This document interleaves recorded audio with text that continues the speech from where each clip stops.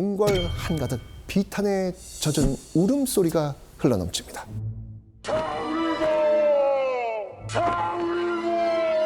바로 헌종이 23세, 너무 이른 나이에 생을 마감한 거예요. 아이고. 젊은 왕의 때이른 죽음에 왕실은 큰 충격에 빠졌지만 이런 와중에도 신하들에게는 더 시급한 일이 있었지요.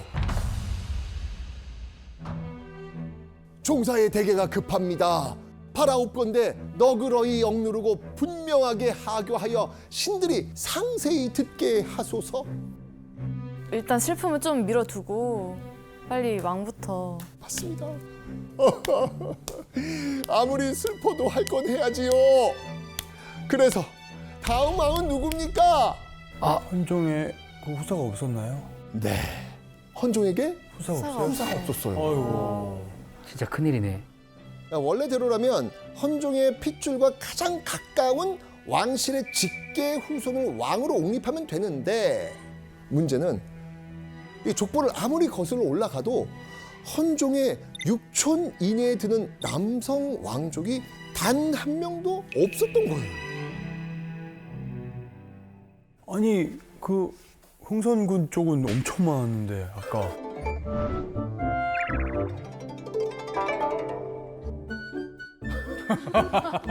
정말 이게 가문 거야, 완전히 그냥. 그래서 신하들이 순원 왕후에게 울지만 말고 어서 후계자를 정하십시오 라고 좀 재촉을 하고 있는 거예요.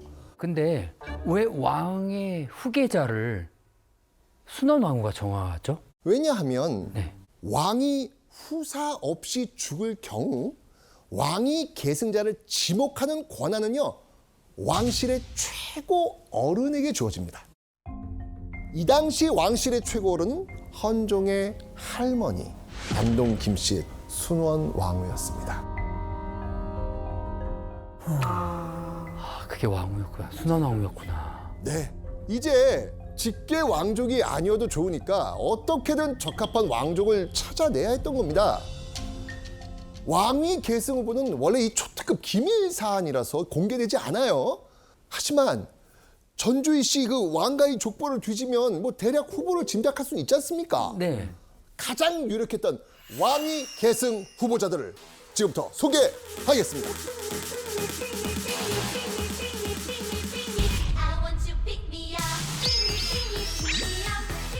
오, 이하응? 이하응이 있어. 이하응. 아니.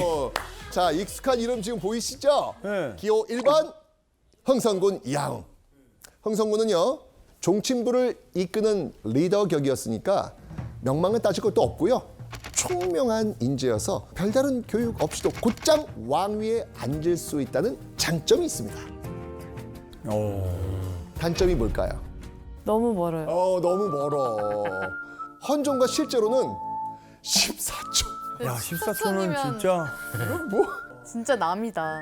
자, 다음은 기호 2번 이하전. 헌종의 조카뻘 종친으로 상당히 영특하다는 평가를 받고 있었는데 나이가 몇 살? 8살. 너무 어려요. 그죠? 자, 다음은 기호 3번 이경은과 기호 4번 이원범. 두 사람은 형제예요. 장점은 죽은 헌종과 7촌 사이. 후보자들 중에서 가장 촌수가 가까웠습니다. 저기가 제일 가능성이. 유력하네. 나이도. 하지만 네. 치명적 단점이 있어요. 뭐예요? 집안이 영모 집안이에요. 아이고. 집안이 영모 집안이에요. 아이고. 절대 안 돼. 아이고. 절대 안 돼. 아니 되옵니다. 아이고. 멈춰 주십시오.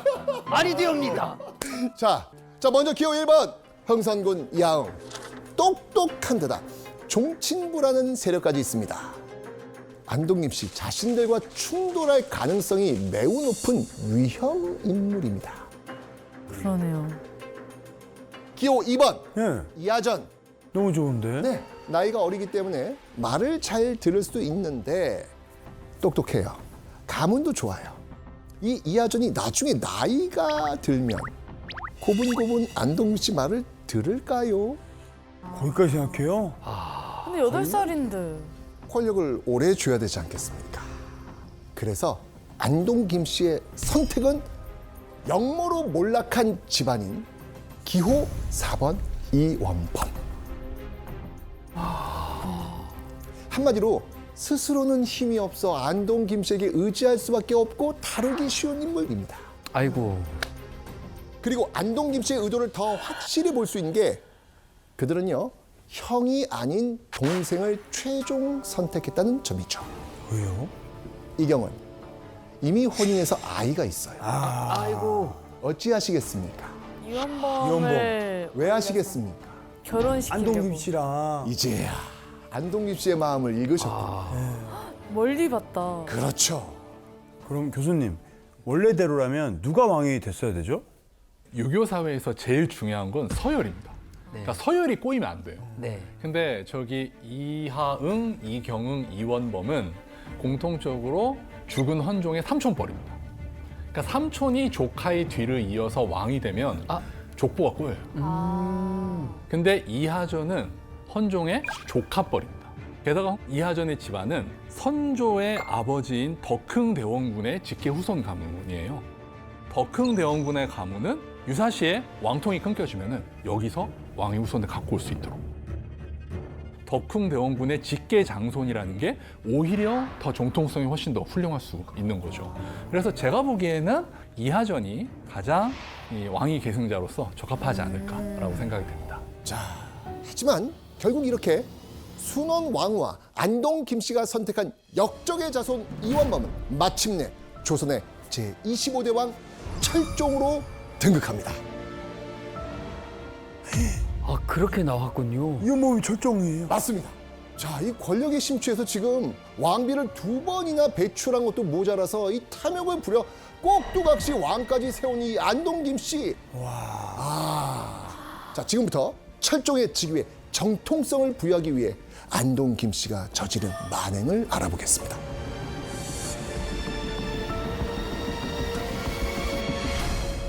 사실 철종의 직위에는요, 역모죄만큼 심각하고 치명적인 문제가 있었습니다. 또 있어요? 네, 철종이 헌종의 삼촌뻘이라고 했잖아요. 네. 네. 그죠?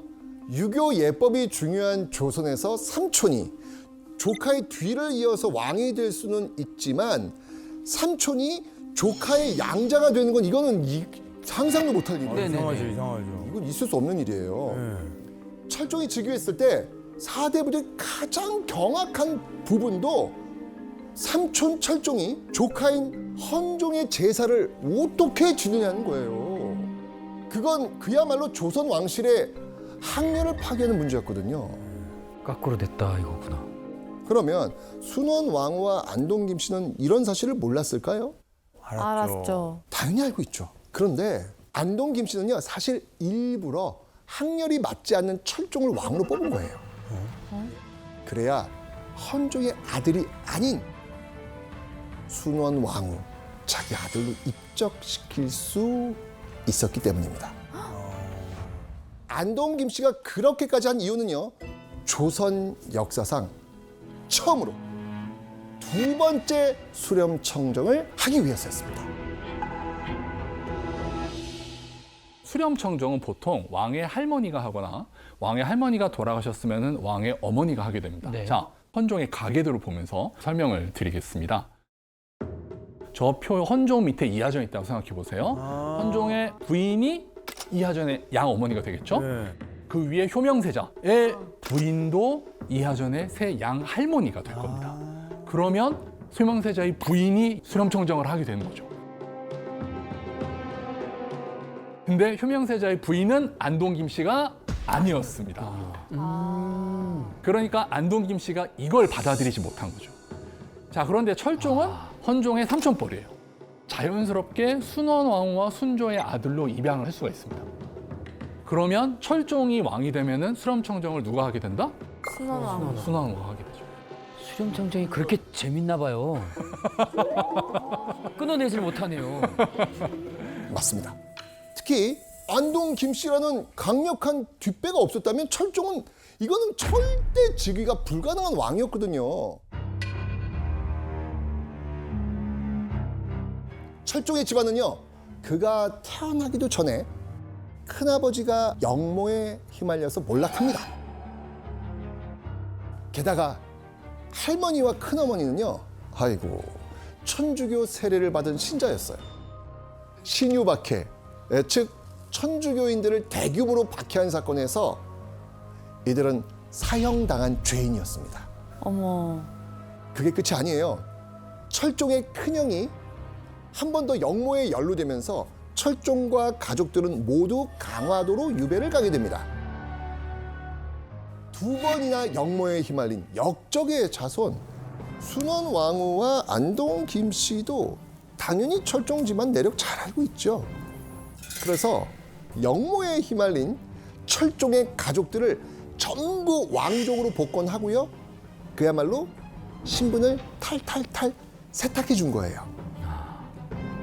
그리고 또 한 가지 작업을 아주 은밀하게 진행을 하는데요.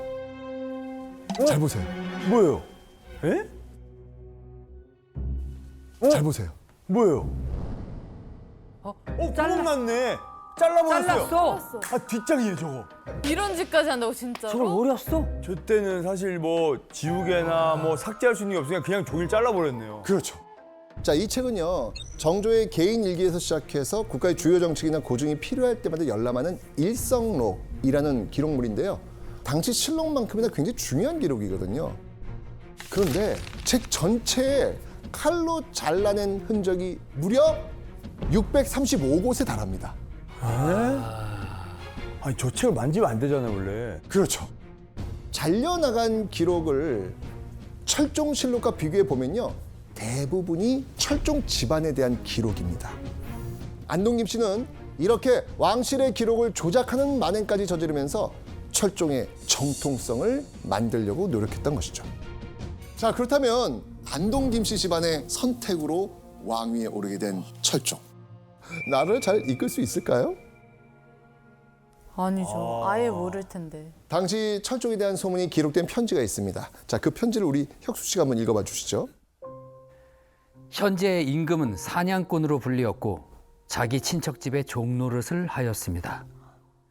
장날이 되면 가장 값싼 일꾼 노릇을 하였고 인정머리가 털끝만큼도 없는 주인의 채찍을 거의 매일 맞았습니다. 우와 종노릇하고 그런 사람이 말이 안 조선의 되는.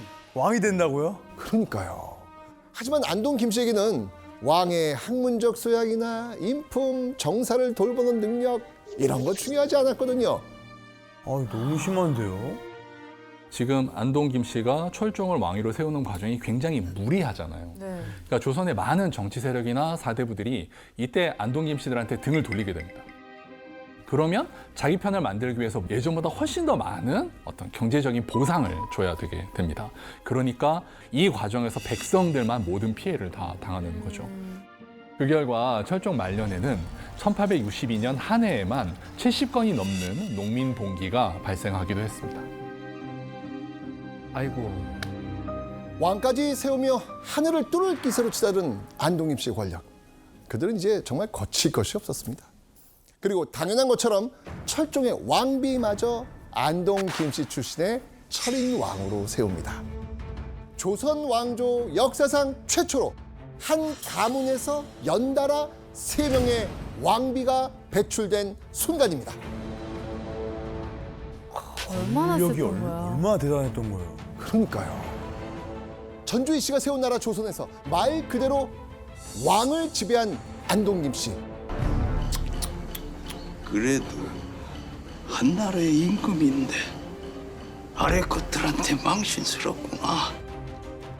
그리고 이 모든 상황을 지켜보며 분노한 흥선군.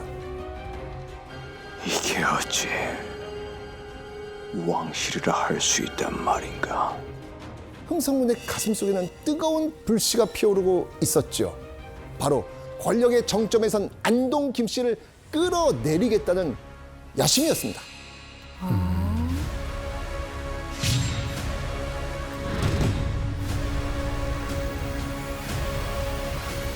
안동 김씨에게 분노했지만 아직 대적할 힘이 없는 흥선군.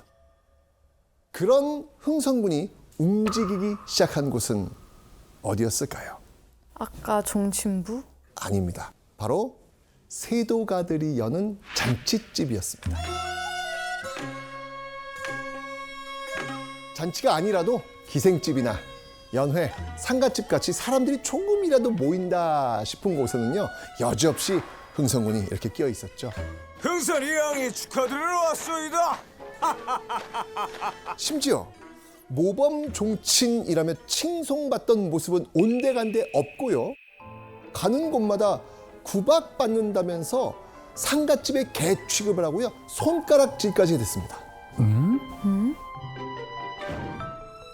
기생집에 왕래하여 그 처신의 방탕함은 보통 윤락한 집의 무례한 자제와 다름이 없었다. 때의 사람들은 이르기를 미치광이 방탕꾼이라 하였다. 왜 그러죠? 아예 바뀌었네요, 사람이. 네, 사실 고종이 등극하기 전까지 흥선군의 행적에 대해서 제대로 정사에 남겨진 기록은 없습니다. 이제 상갓집 개라거나 미치광이 방탕꾼이라거나 이런 기록들은 대부분 다 야사에 나온 내용이니까 좀 조심스럽게 볼 필요는 있습니다. 그런데 흥선군은 종친부의 실세였단 말입니다. 그리고 종친부는 종친을 돌봐주는 기구잖아요. 열심히 사회생활을 해야 되는데 보통 그럴 때는 경조사를 제일 먼저 챙깁니다.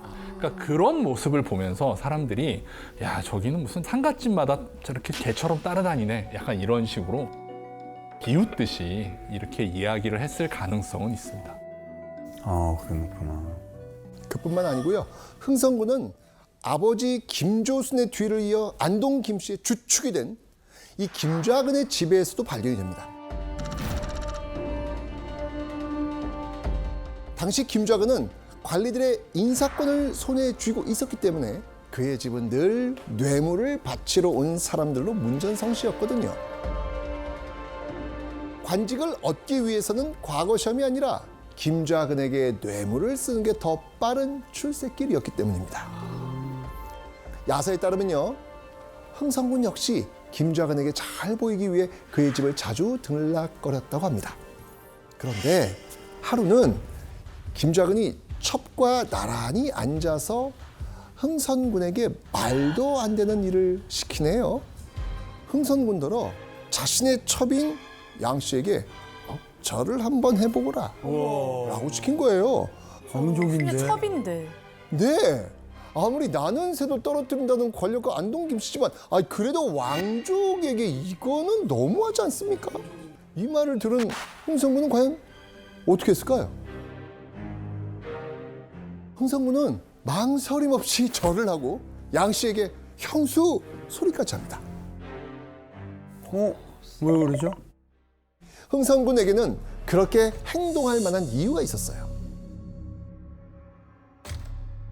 주위에서 명망 있는 종친들이 하나둘 사라지기 시작했거든요. 아, 흥선군과 함께 왕위 후보자로 거론됐던 이하전 기억나시죠? 네. 그 어리고 총명했던 종친 이하전은요, 사람들의 예상대로 비범한 인물로 성장합니다. 그리고 감히 철종 앞에서 이런 말까지 하죠. 이 나라가 이 씨의 나라입니까? 아니면 김 씨의 나라입니까? 어머. 멋있다. 이 얘기를 들은 안동김 씨 가만히 놔두지 않았겠죠. 네. 결국 이 일이 화근이 돼서 이하전은 영모에 휘말려 귀향을 가게 됩니다. 그리고 21세 나이에 사약을 받고 숨집니다. 아유. 이 시기에 이하전뿐만 아니고요, 많은 종친들이 안동 김씨에게 찍혀서 유배를 가거나 사약을 받습니다. 아무리 전주희 씨 왕실의 후손이어도 안동 김씨의 입지를 흔들거나 입바른 말을 하면 살아남을 수 없는 세상이 된 거예요. 너무 심한데요? 진짜 김씨가 왕이었네요. 흥선군의 이런 기행은 사실 안동 김씨가 장악한 조선에서 살아남기 위한 흥선군의 철저한 전략이었습니다.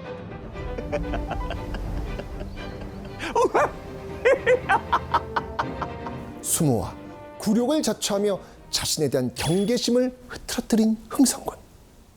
그러면서 그는 가만히 때를 기다립니다. 하늘 높은 줄 모르고 치솟는 안동 김씨의 치세를 제 손으로 끝장낸 그 순간을 말이죠.